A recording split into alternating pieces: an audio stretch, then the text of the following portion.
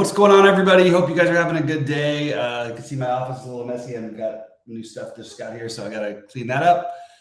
Hope everyone's having a good Thursday. It's a kind, we don't usually get great Thursday slates. This is a pretty good one, and it's a really interesting slate, like in terms of what to do based on value, who's going to start. Like, there's going to be things that happen. Like, for example, like Seth Curry's projecting to start most places. It could easily be Gary Harris, and either way, I like Seth Curry, by the way. But you're going to have to play, you're going to have some guys off the bench that are cheap. So just to go down the value part of this to start off with, I think that I'm going to be, I'm going to have a lot of Beauchamp. I believe in the guy. Unless like Noir gets a surprise start or something like that, I think that I'll have a pretty good percentage of Beauchamp. I'll be heavier on Curry, no matter whether Harris starts or not. I will have some Harris if Harris does start. Connaughton, I will have some exposure, but probably a little less than the field. Vincent, some exposure, probably a little less than the field. I'll be well over on TJ Warren. I have a little bit of Jamal Cain and of Highsmith. Highsmith, because I could see either of them getting the run here, and I don't think that Jamal Cain's projecting better, but he's not going to be owned either. So just guys who I'm considering for ultimate value, and then Javon Carter is the next one. All of which I'm interested in, I like him I like doing it the way I said, who I'm going to be overweight and who I'm going to be underweight on. Other guys who are going to pop now with Jaylen Brown out. Tatum is going to be a popular spend up. LeBron was projected to be a pretty popular spend up, but I think Tatum is going to be the guy now. I think LeBron will have some. And I also really like Embiid, Siakam, and I love Luka. So I'm going to try to get some Luka Embiid or Luka LeBron lineups, some Embiid, Tatum, Embiid, LeBron, something like that. I think that makes a lot of sense. I think the Brooklyn game is very stackable. Pop in questions and everything, guys, because I'm just going to run through what I'm doing. I think the Brooklyn game and the Milwaukee-Miami game are the obvious stackable ones. I do like getting a little LeBron and Luka back and forth in the late game. Not all that interested in that much from the other games, to be honest with you. I could see a good argument for Charlotte and Toronto, maybe Rozier, and I like Siakam, but it's just hard with me with these other guys who are all missing pieces and stuff and have a reason to go off, except for Luka, who just goes off. He's averaging 71 points over his last 10 games, etc. Toronto, and then they have a bunch of great mid-tier pieces, but I just don't feel like they're fitting into my builds as well because I'm trying to get up for the two of those spend-ups. Embiid is going to be the lower owned because of the thing. I just think it's more of a price point thing. If I see Embiid $11K, $1,800 cheaper than Luka, and within $200 of Tatum and LeBron, I'm usually just going to play Embiid in that situation. Things to note, LeBron is he is 35 points away from 30,000 points, and it's on TNT at home. That seems like a spot where there's a little narrative. So I would bet on LeBron's overs on shots and everything. And I think that LeBron's a really good play. I think that all those spend ups are basically in similar spots where they're all really good. And then Kyrie is the other spend, not all the way up, which is a pretty obvious one. One thing I'm wondering is about the other Brooklyn ownership, about the Ben Simmons and Royce O'Neal, and I just don't think all these guys end up as owned as they are projected to be, and it's kind of scary with the Nets because they have a lot of bodies. So like you could get a weird Cam Thomas game. Watanabe could be knocking down threes, so stay on the court. I'm not going to play him, but just throwing that out there. So it's just like a little bit, they could use Markieff Morris for some minutes. They have Sumner still there. They could play a lot of these guys just like a few minutes even, and that just gets like all of a sudden they've got 10 guys. That's why I want to focus on the Heat, who only have 8 players, even though the top price guys are pretty expensive. I think getting overexposed to to all of them actually. Vincent, Kane, Struss, Highsmith. I think that Highsmith is maybe I think I like him a little better as a spend down than I maybe thought. So I'm actually going to make a note to maybe get a little bit more of him. Feels bad because he's not a high usage guy, but it's just in addition to the other value, so I can get other guys in with the studs. The other two guys that I'm spending any significant money on in my big lineups right now, Marcus Smart, but that's not significant money. Bobby Portis and Drew Holiday, pretty chalky ones, but I like both of them tonight. I think it's a good opportunity to try and take a shot with them. not getting to roll low on the back-to-back. Please, as Rody said, hit the like button. What's up to everybody in here? Good to see you guys. We knew the no Brown and Horford. Yeah, I went through my spiel without those guys. Joe Harris starting. Is that officially out? Because I figured he would, but yeah, I think he's going to. Yeah, so Joe Harris to start. It doesn't really take me off Curry, and it makes Joe Harris maybe more in play, but an easy pivot over to Curry if you want to go that route, which I think is reasonable. But the big ones are TJ Warren. I have two big lineups. I'm going to mix and match and get Embiid, Luka, Tatum, and probably LeBron in some form with those two in each, and try to get my spend downs, and then my one other spend up being a guy like either Kyrie, Holiday, something like that. It feels a little chalkier than I'd like, but I'm having trouble finding pivots that I feel really comfortable with elsewhere. I think Garland is an interesting pivot. I think that, off of Holiday chalk. I think that all the Raptors guys, as I mentioned, I think that Terry Rozier, especially because of his price on DraftKings, and I think that he just has the ability to light up. I know he's not going to make 14 out of 19 like he did last time out, but he's going to play 1 million minutes if the game is reasonably close. So you can get a little action going two ways there. I think Josh Giddey is an interesting run back if you want to play Embiid.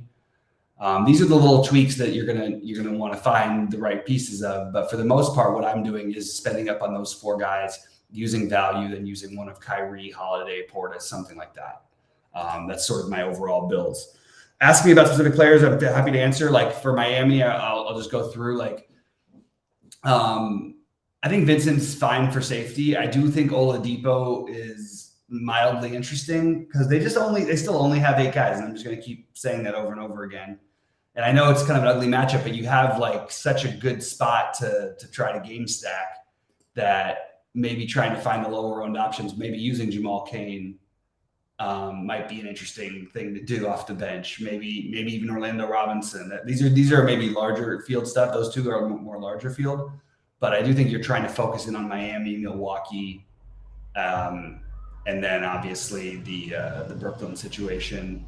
But I'm a little more on the Miami, Milwaukee than I am Brooklyn, and I'm actually considering Jimmy Butler, and I'm considering Bam a little bit. I just feel weird about it at their prices, but it's strange to me that with only 8 guys against a team that plays fast, if nothing else, like that, we can't get to any of the 8, the 2 really good ones of the 8 guys, which is, I guess, why I ended up with more Oladipo. But I do think that doing something like that is viable as well.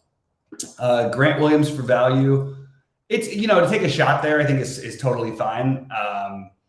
It's not what I'm doing. So I'll just say that it's not what I'm doing, but actually without Jalen now, let me update my thing, because I do think that it offers a few more minutes. I think that actually is going to make him a better play, because he'll just be on the court for more minutes. That's simple as that. So yeah, I'm on board with that. It's not like my favorite value on the slate, but I'm on board with it. I didn't mention Robert Williams, who I really like, by the way, at center. And I felt like he was being underprojected until just this latest projection run went through. He popped up a little bit. And I think that that's a good idea if you want to spend down at center. I think that's really viable. Anthony Simons and Lillard plays. Simons always plays a ton of minutes. If the games are close, Simons is going to play a ton of minutes.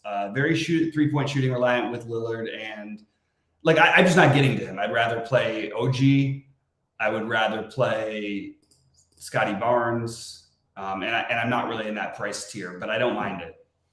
All right, pop out some more questions, guys. Let's see what else we got. We have no sheets today, as you guys know. I think hopefully he said that in the Discord, but it should be a fun slate. I'm just curious how accurate some of these ownership projections are, because I think Robert Williams is going to be much more popular than he's being projected, which makes those games just become so stackable. I mean, that was the first thing I tried to do when I started the day, and it's the first thing, it's the thing I'm still trying to figure out how I want to stack it. I think Tatum and Smart are really good plays. I think Brogdon on the back-to-back is more dangerous, and I think that Derek White is even in play.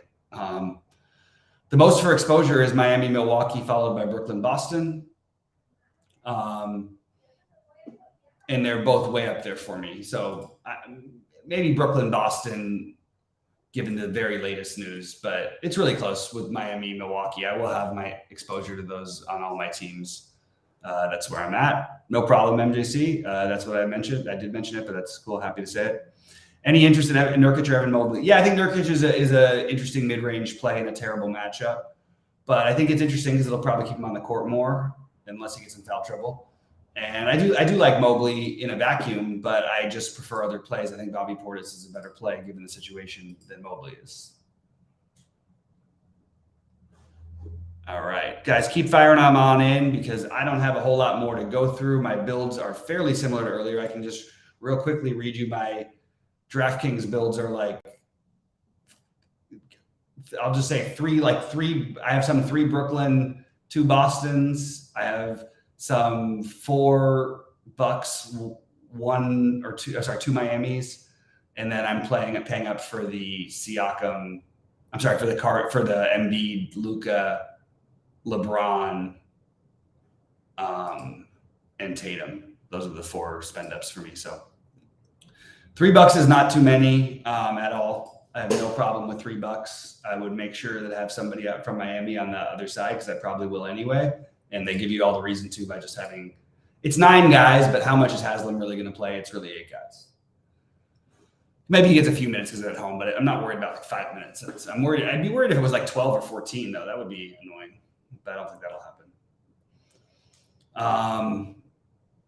What else do we have here? It looks like we're drying up on questions, guys. And if it's nothing else, I'm probably going to get out of here, finish my builds pretty soon, unless you guys have anything else you want to touch on. I think that balance, Brody, I like that question. I think that's an interesting route to go, but I would use balance from the teams that you want to focus on, like, play Oladipo in the mid range from Miami, from Milwaukee, play either Holiday or Portis, or both. From Brooklyn, you have the Ben Simmons, Claxton, Kyrie guys. There's a fairly balanced build, even if you play Kyrie. And then I like the, either one of the Williams. I prefer Robert to Grant with Smart or Tatum, or Smart, I guess, for the balanced build. But those guys are all. That's the way I would treat the balanced builds there. On SaberSim, is the TrueDVS top tier package? No, it should be available. We had a problem uploading it off a couple times lately, and it seems to be happening tonight. We have a call tonight, so I'm going to make sure to get on that, and it will be fixed in the future. Unfortunately, for now, if you don't mind just going to both tabs, but we will clear that up and make sure it's loaded on there. For some reason, it's not auto loading, and it just seems like some sort of New Year update or something. Someone must have messed with it. I didn't play golf, so I didn't play. What's happening, Jimmy? Please tell me. I'm gonna data golf right now and make sure that Patton Kazire is not ruining my life. No, he's not. Okay, where is it? As long as he's not like winning a tournament, I'm okay with missing him. Oh, he's 1 under through 4. Any thoughts on Nunn? Nope. I wouldn't play him. It's a large field, crazy, psychotic punt for me. I think that let me rephrase that. I don't understand why Nunn is getting as much love as he is. I did play him a little bit the other day when LeBron was out. Why is Nunn projecting so much better? Like, it just worries me a little bit. Look, is it worth taking a shot? Sure. I think that's fine. But he's competing for minutes with a lot of other guards, especially now that Christie's starting. And Nunn did have the big game with LeBron where he got hot. He can always get hot, but just feels like there's better value out there. I'm not trying to get to any Nunn personally. Westbrook it's not the night for Westbrook for me. It's not the right kind of a matchup. First of all, LeBron is back. Second of all, his price has gotten really high. Third, and LeBron needs 35 points to get to 30,000. And if that happens during a show on TNT, it's going to be the LeBron show. So that's my answer to that one. All right, guys. If I had to choose a spend up, do I choose Embiid or LeBron? I actually would take Embiid, especially considering that he's looking like he's going to be lower owned. So that's my reasoning. And I think there's just nobody who can match up with him in this front court. I think Embiid gets to like what did he put up in the last game? It was ridiculous. Like it was 24 minutes that he played, and in 24 minutes he had 55 fantasy points. You know, I mean, like he's just a monster. He had 36 and 11 in 23 minutes. Jesus, and this is a very similar matchup. He's just going to crush as long as he wants to. The scary part is potential game flow and stuff like that. But I still think that Embiid is going to have a monster night. So that's a really good question. I have them both very high. I'm actually playing them together in some lineups. So I think they're really, really close. I'm going a little more with Embiid. I think LeBron is completely fine. If you're playing Luka already, I think you try to get LeBron instead, but like you don't have to. It can go either way. Anyway, guys, I appreciate everybody for tuning in. If there's nothing else, I'll give it a minute, but I'm going to bounce if there's nothing else. If there is, I'm happy to keep chatting with you guys for at least another little bit.